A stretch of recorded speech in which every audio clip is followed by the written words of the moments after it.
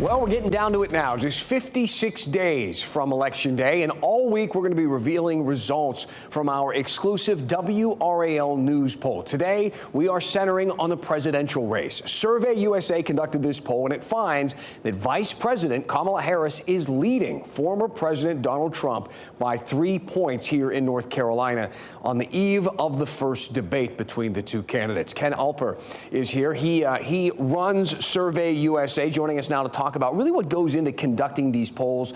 Good evening, Ken. We appreciate you being with us.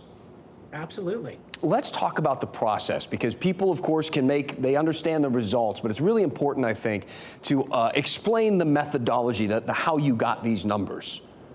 Absolutely. So for state polls like this, we conduct the research online using members of internet research panels, folks who've agreed in advance to take surveys.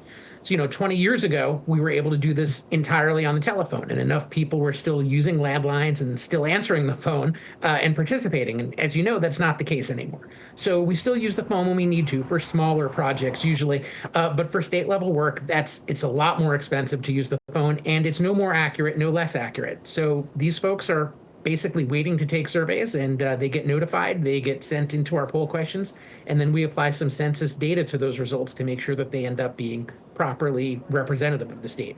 What we don't do is we don't try to apply our own feelings about who's going to vote and not vote. There have been elections in the past where some polls have said, we're not going to include anyone who didn't vote in at least 2 out of the last 3 elections, that sort of thing. Or they've made assumptions that, because the percentage of young voters was X in the previous election, or because Y% of the voters in the last election were African American, that the next election is going to look the same or it's going to look different.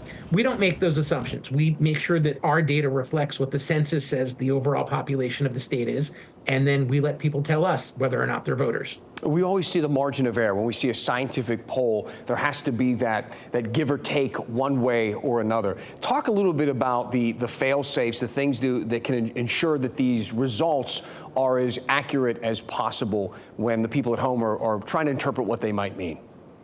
Sure. So, in the industry, we tend to talk not so much about margin of error, but we use a term called total survey error, because we're not just looking at the most technical things. We're also looking at the most basic things, which for us, a lot of it comes down to what we've done since the beginning when we first started doing this in the 1992 election.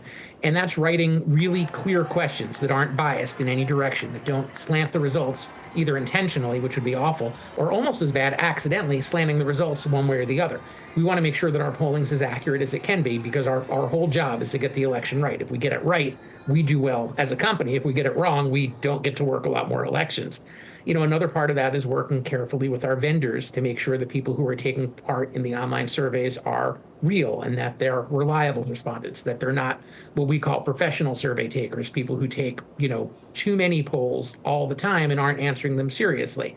Some of that is coming from the vendor. A lot of it, though, is our own internal checks, where we're looking at everything from how long a given respondent takes to complete the survey, to making sure they're not giving us inconsistent answers, to asking them open-ended questions so that we're making them type something in their own words, which really gives us some insight to make sure that we're, looking at real people here, and that we're getting data that we can feel confident in, that you and your viewers can feel confident in.